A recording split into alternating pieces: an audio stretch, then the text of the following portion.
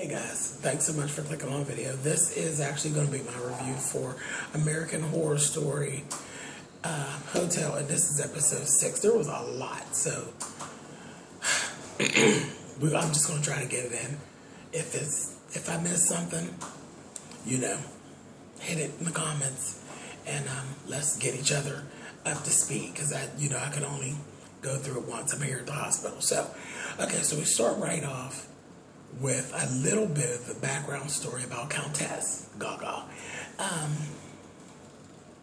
And I say a little bit because it wasn't her whole background story. They made reference to a husband, but not sure if it's James Marsh. They just made reference to a husband. So the story starts back, it's 1926. In Los Angeles. She goes to what looks like to me, and I could be wrong, but I don't think I am, the murder house from the first season. And do you remember there was the doctor who was always doing the experiments and dealing with the monsters and all that stuff? He was always doing these odd experiments. Well, I believe that was him. But anyway, when they went in, they led you to believe that it was one of these things from back in the day where it was those illegal illegal abortions.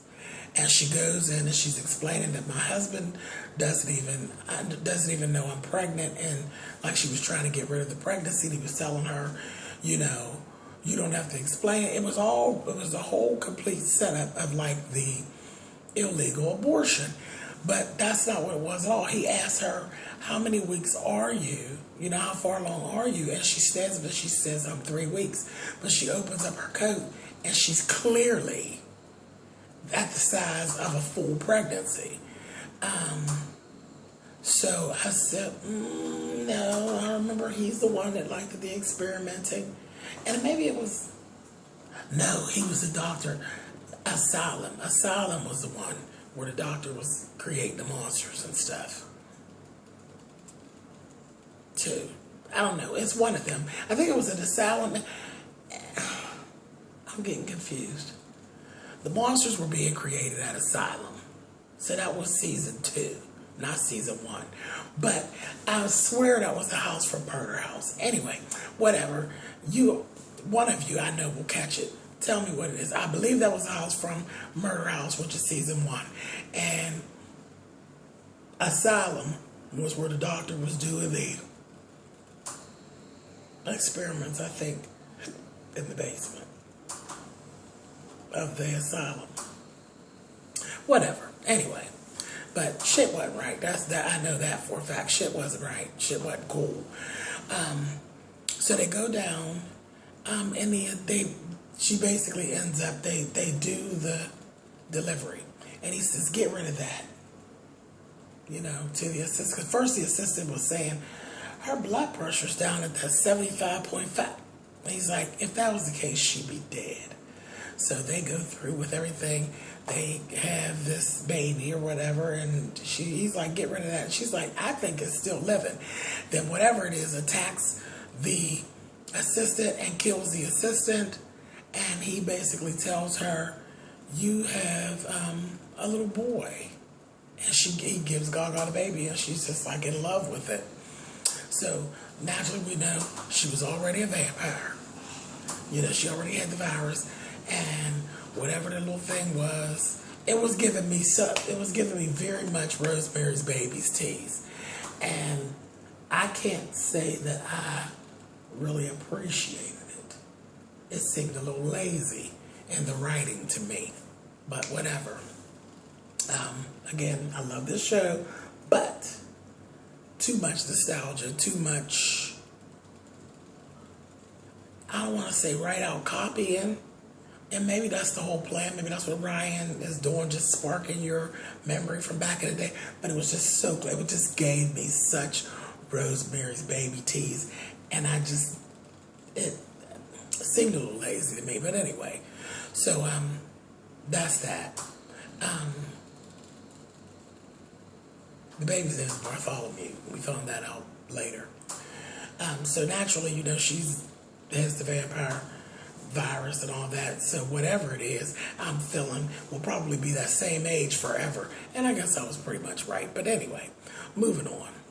The next thing we see, it took a whole different twist. I still stand by everything I said about Lady Liz Taylor and all of that, that I think her whole thing was really not a sexual thing at all. It wasn't really a sexual being gay thing.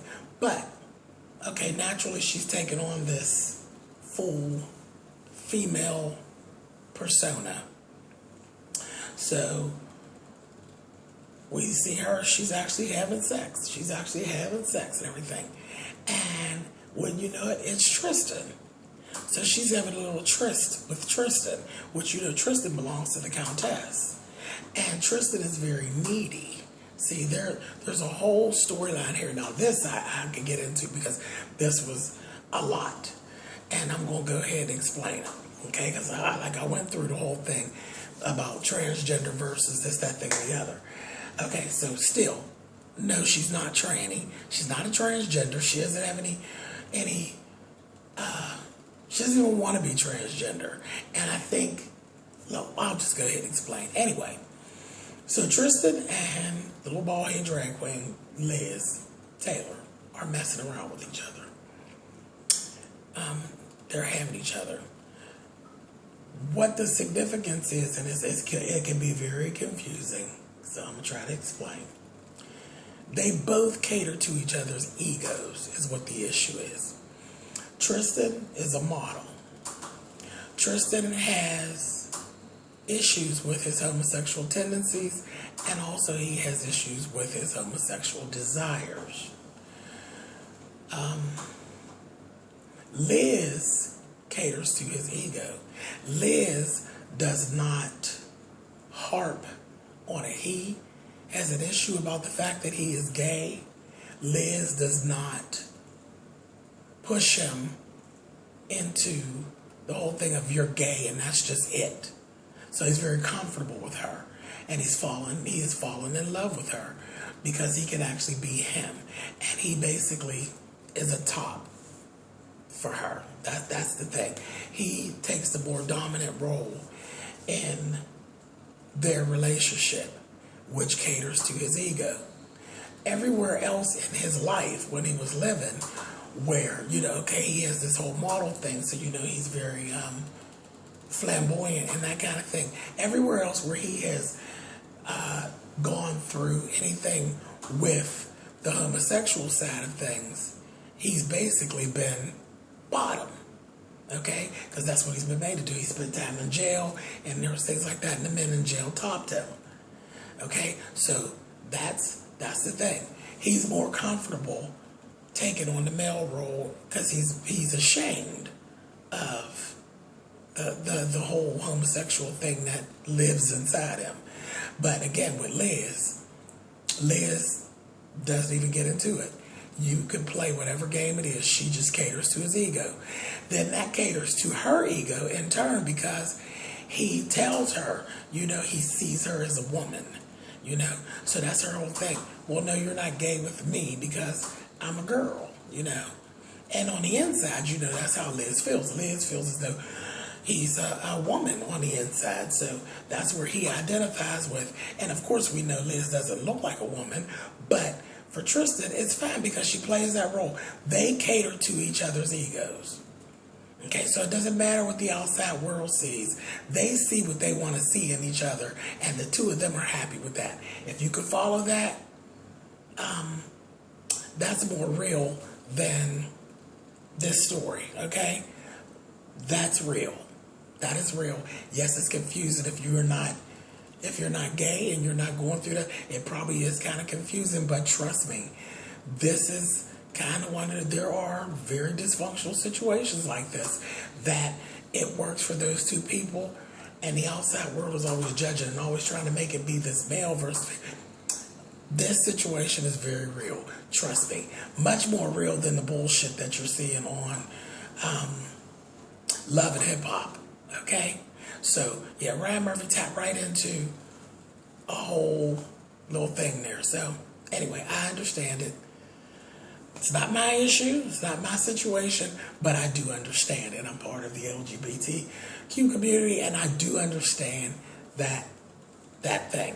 So I hope I've explained it pretty much clearly so you can get it. If not, you can leave comments, and I will definitely try to explain any confusion that there is about that. Or if you don't agree, we can talk. That's why we're here. We talk. Okay, so that's going on. So, Tristan ends up getting a text message, and this shows the other dysfunction. Again, remember I told you, Tristan is very, very needy, and Countess is everything but that. She's very controlling. She doesn't cater to his need to be wanted and his need to, because he knows he's an idiot. He knows he's not a very good reader. He knows he's not. He's always identified with being pretty and stupid. And Liz caters to his ego. You're not pretty and stupid. You're beautiful. And here's some books. And she's teaching him culture. And she's making him feel better about himself. She doesn't give him that you're stupid. And this is what you're going to do next, which is what he gets everywhere else in his life, what he's gotten. And that's exactly what Countess does. She texts him to come upstairs because here we find out she's fucking around with Will Drake, Mr. Will Drake. But the whole thing is Will Drake doesn't even catch that she's just literally turning him out because of his money. She wants his money. So she's literally taking the time. She's not trying to turn him into a vampire. She's taking the time to make him fall in love with her, genuinely fall in love with her. And she's giving him everything that he wants. She can't fulfill everything that he wants because Will Drake is very much bisexual, okay? So she did as much as she could do with him, but he has some desires that are not being met. So Countess calls downstairs, and she has Tristan. Well, she doesn't know Tristan's downstairs. She doesn't know about the tryst that he's actually having with Liz. But she summoned him and brought him up, and of course he's right back at the defensive. What is this shit? Because she's over there with Will Drake. He's laying out there. And everything he had done, all he wanted to do with Gaga, he's kissed on her. And they've had foreplay. And they've done all of this that they're going to do. But when it came down to her blurping the bird and all of this kind of carrying on, he wants a boy. He wants a boy. So Countess, and he didn't say, I want this. She knew. And she said, okay. She said, do you want me to do something new? This, that, and the other. She's catering to his ego to win him over to get what she wants. So she calls in Tristan. Tristan comes in. He's like, look. She's like, I just need you to get over there and do what you need to do. I'll finish him off. But I need you to satisfy the desires that he has that I can't. And he's like, I am not gay. And she's like, for the next hour, you are. So she forces him to basically play bottom to Will Drake. So that's kind of, he's jealous of the whole thing because his attraction to her, he wants her for himself. He wants something and somebody just for himself. And this is the disconnect with him and Gaga. But Gaga wants what Gaga wants, and that's that. And he's loyal to Gaga. So she told, for the next hour, you are. And you will get over there, and you will play bottom, and you will suck his dick, and he will fuck you in your ass. It is what it is. So he closes the door, and he goes ahead on these, doing what he has to do. So another thing we see Gaga go down, and we see that she still has this baby all these years later. And the baby's shit. Where were we in? That was 1926. The baby was born. We're in 2015 now, fucking old ass baby. And we knew something was wrong with it because we haven't seen it. But we know it killed that damn assistant. But she has it down in room 33. And the baby's in there. And it sounds like Rosemary's Baby, the whole 9 yards. Countess is telling the baby, I'm going to be leaving. I'm going to be visiting Paris. And when I get back, we will never want for money again. Trust mommy. Whatever. So for pretty much the rest of the episode, Gaga's gone. She's in Paris. She's actually in Paris with Will Drake and his little boy. So that's that. Next we gotta see our crazy ass John Lowe. John Lowe's laying in the bed and he looks over, and when you know who's in the bed with him but that goddamn Holden with that terrible goddamn weave, all drawn up on his damn head. Holden runs off. He leads John down to the pool area to see the coffins and all of that. He sees Mrs. Lowe, Alex Lowe, laying in the coffin. And he sees the other kids in the coffin.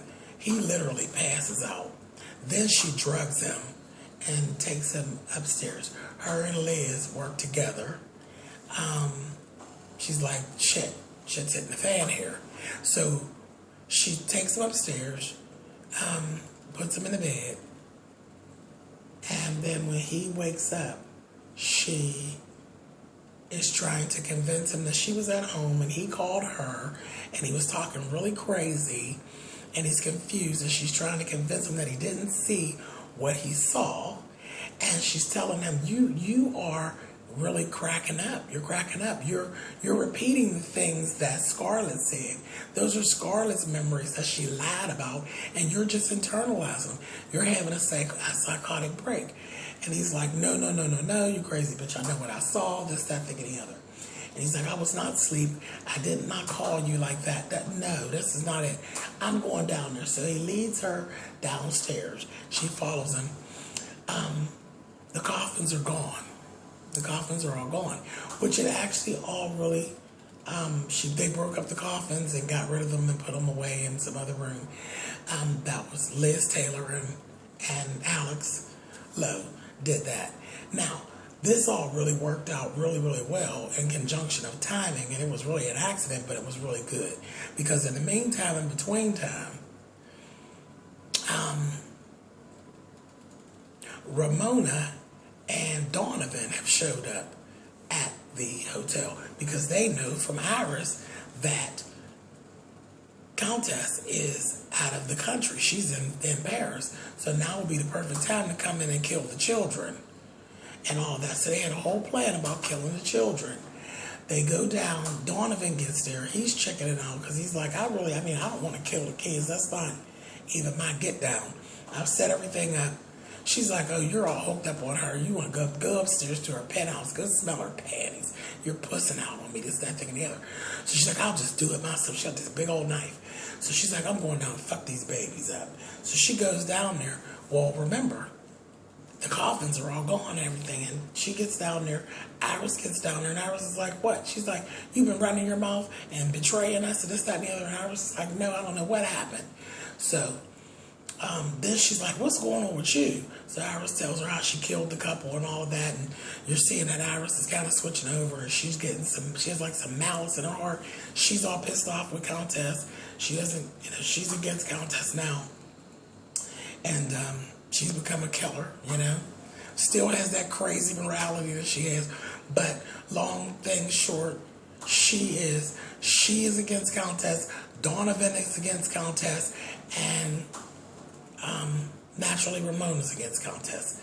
So they know killing the babies is the best way and the fastest way to get to Countess. That's, they want to hurt her. So in the meantime, Donovan's upstairs in her penthouse. He runs into the two Swedish meatballs, the two girls, and he ends up explaining the whole scheme of things of why people who died in the Cortez are stuck in the hallways. So we finally got that. They are stuck in the hallways for eternity. And he tells a story about this other woman who was a teacher that committed suicide and how she got stuck there. And he says she's the only one that really broke the cycle. Because what ends up happening is when you're killed there, you are kind of stuck in one thought process. One of your thought processes you get stuck in, and it just replays itself over and over and over again. It just replays itself. And there's no telling which one of your thought processes you'll be stuck in. If you remember back to Coven, remember how Queenie was stuck at the chicken place, and the other girl was stuck in the classroom. Same kind of thing. Again, kind of lazy. This was kind of lazy for me as far as the writing goes. But anyway, so that's it. You get stuck in one of your aggravating thought processes. So that was what it was. And then he said, you can get out of that process when you find your purpose. You find a purpose. So So the two Swedish meatballs were thinking, oh, then we can leave. And they're like, no, you'll never get to leave. You're never going to get to leave. You will have found your purpose, and it's just a reprieve. You won't be stuck in that same mindset. And that will free you up to be able to do some other things in the hotel that are really not so nice. But you'll still be stuck there. But you won't be stuck in that constant replay all the time.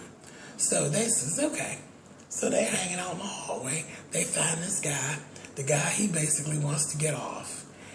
He's very arrogant. He's an arrogant Asian guy. And he wants to have sex, but he just refuses. You know, he wants these beautiful girls, and he's all into one. He's a perv, but he refuses to spend his money on sex. Okay, so, you know, he knows he can't just go pull beautiful women because he's just don't have it in him, but he refuses to view himself as a trick, okay? So he runs into one of the girls, and they go back to his room, and he's screwing her, and he's like, yeah, I could do it, and, you know, he's boasting about what he can do. So he's screwing the one girl, and the other girl comes out, and he's like, wait a minute, no, you all are professionals, and he's like, you all are trying to trick me, this, that, thing, and the other. So again, I told you he's very arrogant. He told him, I'm going in here and take a piss, and when I come back out, you bitches better be out of here, you better be gone. So the other girl goes in, and she starts it. She goes in there and starts stabbing him. They stab him to death, and then they basically took it down. They thought that their purpose was to kill. So they were in the room after they had killed him, and they weren't really feeling it. You know, the one was like, well, whatever. The other one was like, no, I actually feel kind of bad about doing that to him. So, in the meantime, Ramona has actually, she went and found the baby, went and found Bartholomew in room 33 because she knew he was there. Remember, she was the date Countess. She knew Bartholomew was there, so she went in there and said she's going to fuck up Bartholomew. She's going to kill him. But she wasn't able to kill him. She wounded him. She stabbed him up, and then she said it got away, and she knew that it would just heal up in a couple hours. She wasn't able to kill it. So, that was that. So they sent Alex Lowe looking for the baby. Said, you got to find that baby before Countess gets back here and put it back, you know. So that was that. In the meantime, Alex finds the two girls, the two Swedish girls. She finds them, and she see what they've done, and that's what she told them. This killing thing is not your purpose. That's what the problem is. But I have a plan. And she helped them. Again, her and her shit. She got a plan, and she said, your purpose is to mind fuck people. That's what it is. That's your purpose. It's not about killing. It's about mind fucking people. And she said, I'll explain. So she explains the plan. She wants John Lowe to leave the hotel. She wants him to leave and get away from there so she could just be happy with Tristan. With Holden. So she worked it out that the girls would target John Lowe. So John ended up leaving the hotel, went to, there was another crime scene. Of course, you know, he's not working for the force anymore, but his old partner took him to the crime scene, and there was another, you know, biblical murder and all of that. And he told him, we don't need you, John. We actually have a suspect in custody. So he's cracking up. He goes back, and of course he's drinking. He's all fucked up out in the hallways. He runs into Liz. Liz Taylor tells him, let me help you back to your room. Because there's no telling who you will run into out in these hallways. Let me take you to the room. He got all tifty with Liz and pushed her all against the wall and everything. He's like, if I'm having a breakdown, you let me have it. And Liz was like, honey, listen, I don't even get in all that. Fuck you, that's on you. So she leaves. Don't he run into the two Swedish meatballs out in the hallway. So what they did, Alex had already told him, I know a guy. She sicked them on him and told him, I know a guy who's always wanted to have a threesome, this, that, thing, and the other. So this is exactly what they did. They took him back to his room, and they screwed him. They had sex with him, and then they put this blood. They just went into playing in this blood all over the place, which really took him right over the edge because he didn't know where the blood was coming from, this, that, thing, and the other. So he runs out and everything. He done ran his little naked behind all the way down to the front lobby, runs back into Liz.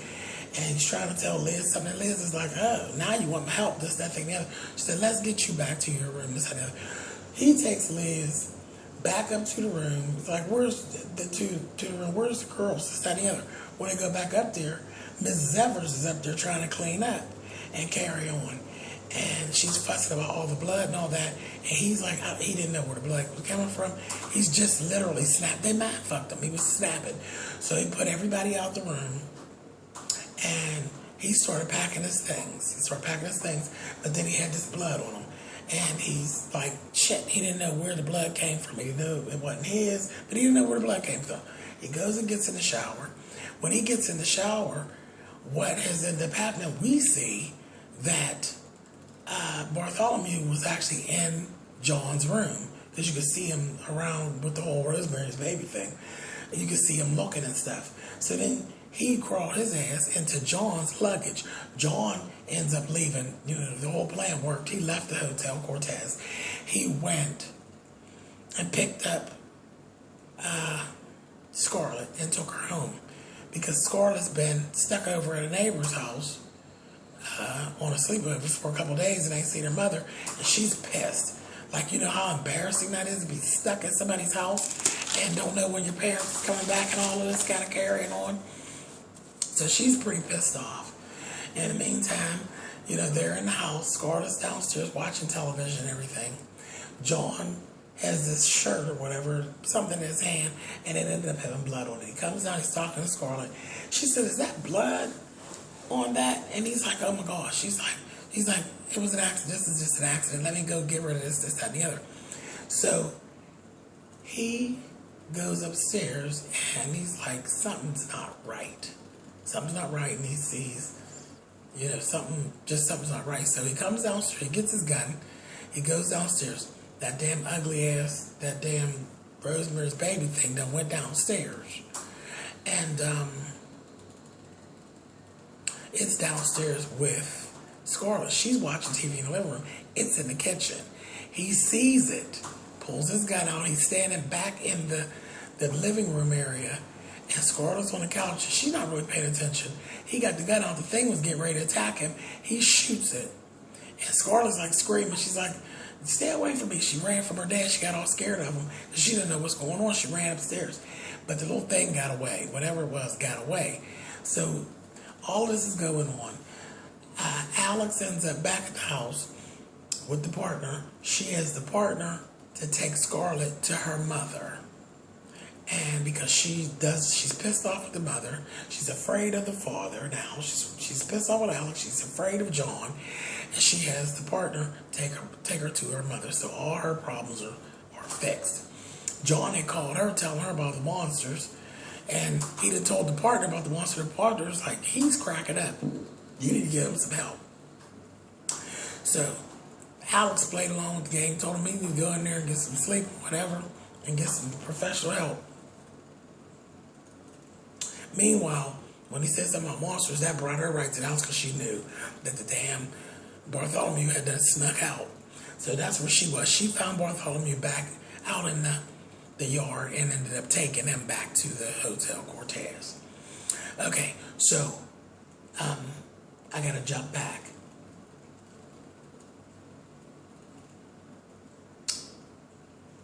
Let's see. Oh, Ramona, that's what the part I thought I almost forgot it. Ramona had a sit-down conversation. She's having a drink, and her and Liz were talking, because remember, Liz has been around forever, so they are friends. They have a friendship. So she's telling them, you know, Liz is just bragging and gloating. Yeah, girl, I'm in love. This, that, and the other. She's telling her it's Tristan that she's in love with. She finally found that one person. So she said, wait a minute, bitch. Isn't Tristan the name of Countess's new little boo, honey? And she's like, yeah, she doesn't know about us. She said, baby, if you really are in love with him, I'm telling you, right now it's time for you to start running. While she's not here, run. And run as far away as you can, as fast as you can. And Liz is like, no. She loves me, and we're she's convinced. She's saying, no, if I go to her and I talk to her honestly and I explain to her and express to her what I'm feeling, everything's going to be all right. Ramona told her, honey, listen, I don't know what kind of disillusion shit you're on. I'm paraphrasing. But she will rip your heart out of your chest. If you are in love with her boo, you better start running, bitch. And I mean start running now. Oh no, not old, good old goddamn Liz. No, I'm going to be honest with her. She's going to understand this, that, thing, and the other. It's like, okay, no problem. So Countess comes back. This badass goddamn olive green of all colors, olive green dress and cape and leather glove, child plays with the turban. Child, Countess rags, honey. Do you hear me? She rags. And she had a fur throw with the child plays. Y'all don't want none of her fashions here. She was so damn clean. But she comes back and she's telling Liz greets her. She's telling Liz, I really like him. This, that, thing, and the other. Tell me how she likes Will Drake. So they end up going and having this conversation. She's like, oh, something's going on. Your heart's beating fast. I can feel your heart beating fast. So they go ahead and they start talking. And they go up to a room and they're talking. And she's explaining to her, what her feelings are. And that it's Tristan that she is falling in love with. And she told her, baby, I don't share. I don't do it. And then she says, but I love him and this, that, thing, and the other, and on and on. And she's like, everybody gets that one chance, that one shot. Because the first thing she said when she was so excited about different things, she said, are you ready to have the change? As soon as everything is done, as soon as I have everything together with Will Drake, Mr. Drake, I'll gladly pay for your transition. Again, she's gotten confused. Liz Taylor is not interested in a transition at all. She's not interested in that. She is actually very comfortable in her skin, just like she is. So she's like, oh, well, that's not it. So she explains to her that she's fallen in love with him.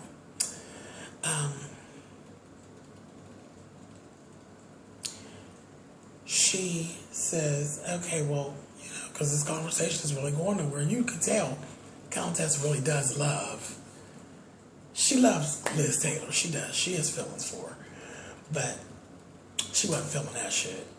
So she said, because remember, she's a control freak. So she says, let's call the boy and see what he has to say. So she calls him down. He comes down. She says, oh, no, you two sit down. This, that, the other. She's like, we need a drink. And so, of course, Liz is like, oh, I'll get it. She's like, no. You're not going to get it. You sit down. You two sit down together. Let me get the drink. And she starts explaining, and I said, oh, here come the bullshit. She starts explaining to them, she's like, yeah, when you are like I am and you have been for all these years,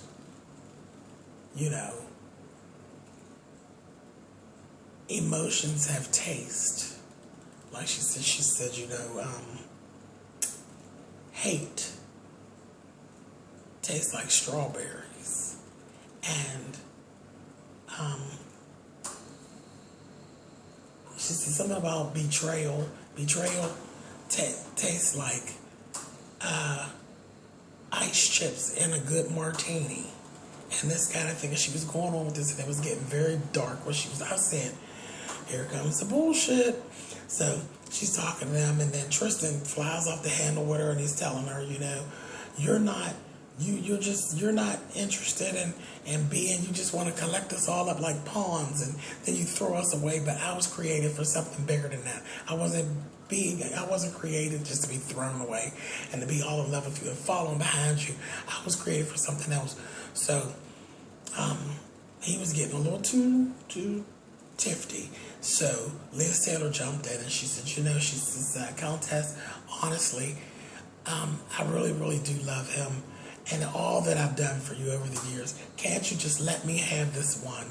You know that you really, I'll never get over it. This is my one shot at true love, and he loves me back, and this, that, thing, and the other.